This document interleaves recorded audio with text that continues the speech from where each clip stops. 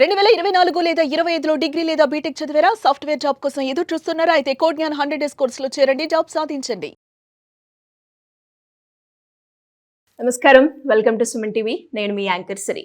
EMI option through మనం car కనుక కొనుక్కుని ఈఎంఐ కట్టకుండా మిస్ అవుతే, అలాంటి సందర్భాల్లో మనం రోడ్ మీద ట్రావెల్ అవుతుంటే బ్యాంక్ పర్సన్ వచ్చేసి మేము ఇది సీజ్ చేస్తున్నాము, నడిచి వెళ్ళిపోండి అనే రైట్ అనేది బ్యాంకర్స్కి ఉంటుందా? దీని గురించి చట్టం ఏం చెప్తుంది? అలాంటి ప్రాసెస్లో లీగల్ పరంగా అతని మీద చర్యలు తీసుకోవాలి అంటే ఎలా ఉంటుంది? వీటి గురించి క్లారిటీగా ఇన్ఫర్మేషన్ ఇవ్వడానికి హైకోర్టు అడ్వకేట్ అలగిరి రవీంద్రనాథ్ గారు ఉన్నారు. అడిగి తెలుసుకునే ప్రయత్నం చేద్దాం. నమస్కారం సార్. నమస్తే అండి సిరి గారు. సార్, రీసెంట్గానే నాకు తెలిసిన వాళ్ళకే ఇలాంటిది ఒక ఎక్స్పీరియన్స్ అయింది సార్. వాళ్ళు కార్ తీసుకున్నారు EMI option through and miss అయ్యింది సార్. ఈఎంఐ మిస్ అయింది. సడన్ గా రోడ్ మీద వెళ్తూ ఉంటే బ్యాంక్ రికవరీ ఏజెంట్ వచ్చేసి కార్ని సీజ్ చేసి మీరు వెళ్ళిపోతే ఇది మేము తీసుకెళ్ళిపోతాము అని అనడం జరిగింది. సో అలాంటి సందర్భాల్లో అంటే లీగల్గా అతని మీద యాక్షన్ తీసుకునే రైట్ ఉంటుందంటారా? అండ్ వాళ్ళకి సీజ్ చేసే రైట్ ఉంటుందంటారా? దీని గురించి చట్టం ఏం చెప్తుంది? ముందుగా మిమ్మల్ని అభినందించాలి సిరి గారు. అంటే పబ్లిక్ అవేర్నెస్ కోసం అని చెప్పి మీరు చేస్తున్న వీడియోస్కి రియల్గా మిమ్మల్ని ప్రత్యేకంగా అభినందిస్తున్నాం. Thank you sir. And as well as మీరు ఆ టాపిక్స్ నేను చెప్పగానే దీన్ని యాక్సెప్ట్ చేసి దీని గురించి డీటెయిల్ ఇన్ఫర్మేషన్ ఇవ్వడానికి రెడీ అవుతున్నారు. I'm very thankful to you sir. Same to you Siri గారు.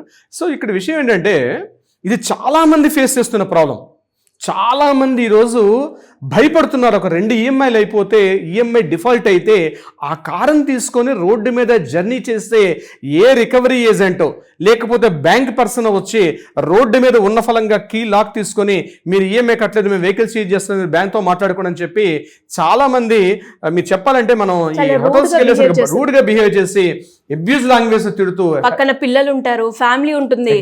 ఎగ్జాక్ట్లీ వాళ్ళు పిల్లలతో ఫ్యామిలీ ఏదో పని మీద అర్జెంట్ పని మీద వెళ్తుంటారు. వాళ్ళు చూస్తే కూడా మంచి అంటే ఒక బౌన్సర్స్ లా కనిపించి వాళ్ళని చూస్తే ఎదురుగా మాట్లాడాలంటే కూడా భయపడతారు. ఇంట్లో మీరు అన్నట్టు ఫ్యామిలీ మెంబర్స్ కూడా కార్లో పిల్లలతో వెళ్తుంటాం. ఏదో ఒక 1-2 ఈఎంఐస్ 3 ఈఎంఐస్ 4 ఈఎంఐస్ కట్టకుండా డిఫాల్ట్ అయి ఉండొచ్చు గాక. అటువంటి సందర్భాల్లో ఒక రికవరీ ఏజెంట్ వెహికల్ ని రోడ్డు మీద సీజ్ చేసే అధికారం ఉందా? 100% లేదండి శ్రీ గారు. 100% వెహికల్ ని రోడ్డు మీద సీజ్ చేసే అధికారం ఏ బ్యాంకర్కి కూడా లేదు, ఏ ఎన్బిఎఫ్సి కూడా లేదు. ఎనీ బ్యాంకింగ్ సెగ్మెంట్, అది నేషనల్ బ్యాంకా, ప్రైవేట్ బ్యాంకా, ఎన్బిఎఫ్సియా, ఏదైనా సంబంధించి రోడ్డు మీద ఉన్న పలంగా వెహికల్ ని సీజ్ చేసుకునే అధికారం ఎవరికి లేదు. ఈ వీడియోని వీళ్ళంతమంది షేర్ చేసి చెప్పండి. మీరు ధైర్యంగా తీసుకెళ్ళచ్చు.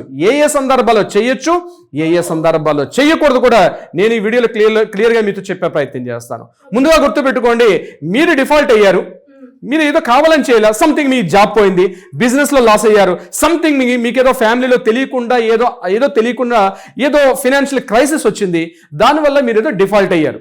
ఆర్బీఐ క్రిస్టల్ క్లియర్గా చెప్తోంది, RBI guide lines, any person any వెహికల్ని బ్యాంకింగ్ ఫోర్స్బుల్లీ లేకపోతే మ్యాన్ హ్యాండ్లింగ్ చేస్తూ ఫోర్స్బుల్గా వెహికల్ని సీజ్ చేసుకునే అధికారం లేదు. ఐసిఐసిఐ బ్యాంక్ వర్సెస్ కౌర్ అని చెప్పి 2007లో ఒక కేసు పడింది. ఆ కేసు విషయం ఇదే జరిగింది. ఇక్కడ ఆమె రోడ్డు మీద పంజాబ్లో హర్యానా నుంచి వెళ్తుండగా ఐసిఐసిఐ బ్యాంక్ రికవరీ ఏజెంట్స్ వచ్చి రోడ్డు మీద లాక్ తీసుకొని మీరు నడిచిపోండి అని చెప్పడం జరిగింది. అప్పుడు ఆమె డైరెక్ట్గా కోర్టుకి వెళ్ళినప్పుడు కోర్టు క్లియర్గా మొట్టికెళ్ళి పెట్టింది ఐసిఐసిఐ బ్యాంక్ కూడా. 2007 కేసు. ఆ కేసులో ఏం చెప్పిందంటే, రికవరీ చేయాలి అంటే ఒక నామ్స్ పాటించాలి. ఆర్బీఐ క్లియర్గా గైడెన్స్ ఉంది. ఫస్ట్ మీకు నోటీస్ ఇష్యూ చేయాలి. నోటీస్ ఇష్యూ చేసిన తర్వాత 60 డేస్లో కూడా మీరు నోటీస్ రిప్లై ఇవ్వకపోతే అది 2 ఈఎంఐసా 3 ఈఎంఐసా 4 ఈఎంఐసా ఇర్రెస్పెక్టివ్ ఆఫ్ ఈఎంఐస్ పక్కన పెట్టండి. బట్ బ్యాంకర్ ఇమీడియట్ గా మీకు ఏం చేయాలంటే ఒక నోటీస్ ఇష్యూ చేయాలి. నోటీస్ ఇష్యూ చేసిన తర్వాత 60 డేస్ పాటు నోటీస్ పీరియడ్ ఉంటుంది.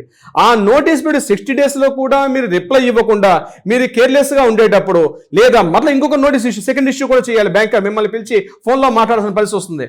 అటువంటి సందర్భాల్లో అది కూడా ఐవెందో ఈ సిచ్యువేషన్ లో కూడా రోడ్డు మీద ఉన్న ఫలంగా వెహికల్ ని సీజ్ చేసుకుని అధికలేదు.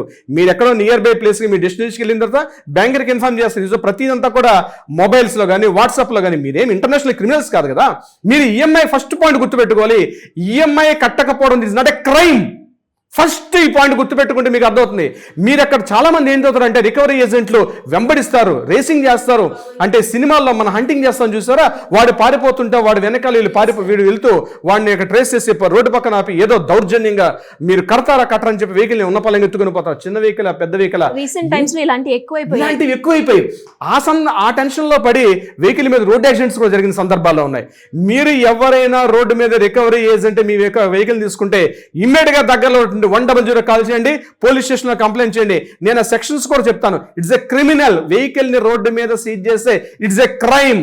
మీ యొక్క ఆర్టికల్ 21 మీకు జీవించే హక్కు, మీరు స్వేచ్ఛగా మీరు సొసైటీలో తిరిగే హక్కు మీకుంది. మీరు ఈఎంఐ కట్టకపోతుంది అంటే క్రైమ్. ఇట్స్ జస్ట్ ఓన్లీ ఒక సివిక్ ప్రాబ్లం. అది ఒక సివిక్ ప్రాబ్లం. దానికి బ్యాంకర్ కూర్చుని మాట్లాడుకోవాలి. లీగల్ ప్రొసీడింగ్స్ ఉన్నాయి. మీ ఇల్లు ఉంది, మీ ఆఫీస్ ఉంది. అవి కూడా రికవరీ ఏజెంట్స్ ఏ టైంలో వెళ్ళాలి, ఏ టైంలో వెళ్ళకూడదని చెప్పి కూడా ఒక రకమైనటువంటి గైడ్ లైన్స్ ఉంది. క్రిస్టల్ క్లియర్గా ఉన్నా. మీకుతో బిజీగా మాట్లాడకూడదు, ఇంత పొలైట్ మేనర్ మాట్లాడాలి. మీకు లెటర్ హానర్ చేయాలి. లెటర్ హానర్ చేసి అంతేగాని మీరు ఇల్లు తెలిసి అక్కడ పారిపోవట్లేదుగా, మీ అసెట్స్ ప్రాపర్టీస్ విడిచిపెట్టి మీరు పారిపోవట్లేదుగా. ఎందుకని మీరు రోడ్డు మీద సీజ్ చేస్తారు?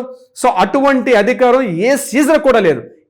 వాళ్ళు యాక్చువల్గా డైరెక్ట్గా కొన్ని చోట్ల కొన్ని బ్యాంక్స్ ఏం చేస్తాయంటే డైరెక్ట్గా బ్యాంకర్ కాకుండా ఇది ఒక ప్రైవేట్ ఆర్గనైజేషన్ హ్యాండ్ అవుట్ చేస్తారు. అదొక సర్వీస్ ఆర్గనైజేషన్ ఉంటుంది. అంటే వాళ్ళు బయట వాళ్ళకి ఎండర్స్ చేస్తారు. సో ఈవెన్ దో వాళ్ళకైనా సరే డైరెక్ట్గా బ్యాంక్ ఏదో మేనేజర్ ఫోన్లో అక్కడ కొంతమంది ఏం చేస్తారంటే సీజ్ చేయగానే బ్యాంక్ మేనేజర్తో మాట్లాడుకోవడం మాకు సంబంధం లేదు, బ్యాంక్ మేనేజర్ చెప్తే విడిచిపెడతా ఉంటాడు. ఆ బ్యాంక్ మేనేజర్ ఎవడో తెలియదు, రికవరీ ఏజెంట్. వాడి ఫేస్ ఎవడో మీకు తెలియదు. అలా ఫోన్లో మాట్లాడి ఇవ్వడం కానీ లేకపోతే ఉన్న ఫలంగా తీసుకెళ్ళడం కానీ అది ఏ ప్రాంతమైనా, మీరు ఏపీ తెలంగాణ రాష్ట్రాలు చెందినవారే కాదు, భారతదేశ వ్యాప్తంగా ఒకటి ఆర్బీఐ గైడ్లైన్స్ ఉంటుంది. మీరు ఎక్కడ వారైనా సరే ఫోన్లో మాట్లాడి మా మేనేజర్ ఆయన అక్కడ సీజ్ చేసి ఇచ్చేసి ఇప్పుడు అమౌంట్ కట్టు అంటే ఇప్పుడు ఎవరు అమౌంట్ కట్టలేరు. It's highly impossible. ఇప్పుడు ఈఎంఐస్ కట్టండి, ఇగో నేను మీకు క్యూఆర్ కోడ్ చూపిస్తాను, లేకపోతే మీరు ఫోన్లో ఇమీడియట్గా ఆన్లైన్ కట్టిన తర్వాత నేను వెహికల్ రిలీజ్ చేస్తానని చెప్పి వాడు అక్కడనే వాడు టెస్ట్ వేసుకుని కూర్చుంటాడు. అటువంటి సిచ్యువేషన్స్ ఈ ఆర్బీఐ క్లియర్గా చెప్తోంది. అలాంటి సిచ్యువేషన్స్ లేవు.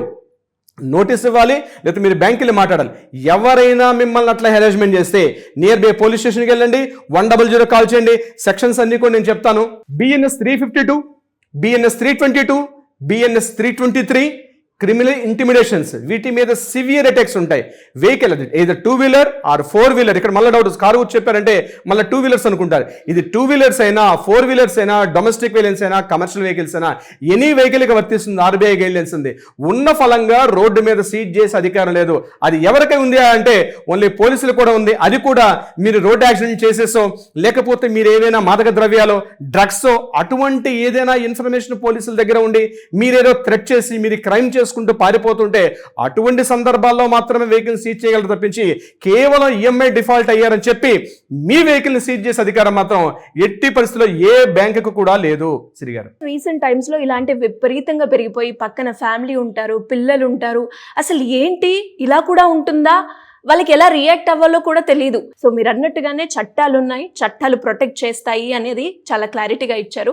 ఇంకా ఎవరికైనా కూడా ఎలాంటి డౌట్స్ ఉంటే ఏ రకంగా మిమ్మల్ని అప్రోచ్ చేయ ఛాన్స్? ఇమ్మీడియట్ గా ఇటువంటి ప్రాబ్లమ్స్, బ్యాంకర్స్ ప్రాబ్లమ్ కానీ సివిల్ ప్రాబ్లమ్స్ కానీ లేదా ఎటువంటి ఫ్యామిలీ ప్రాబ్లమ్స్ కానీ మీరు ఫేస్ చేస్తుంటే కింద చూడుతుంటే ఏమైనా కాంటాక్ట్ చేయండి. లీగల్ టీమ్ మీకు అప్పుడు అందుబాటులో ఉంటారు. మీకు కావాల్సిన సలహా సంప్రదింపులు ఇచ్చే ప్రయత్నం చేస్తారు. అది కాకుండా కోర్టుల్లో ఏదైనా వివాదాలు ఉంటే వాటికి పరిష్కారం అయ్యే దిశగా కూడా ప్రయత్నం చేస్తారు. వెంటనే కింద ఉన్న నెంబర్ని కాంటాక్ట్ చేయడం మర్చిపోవద్దు. Thank you sir, thank you so much. Thank you so much Sri గారు.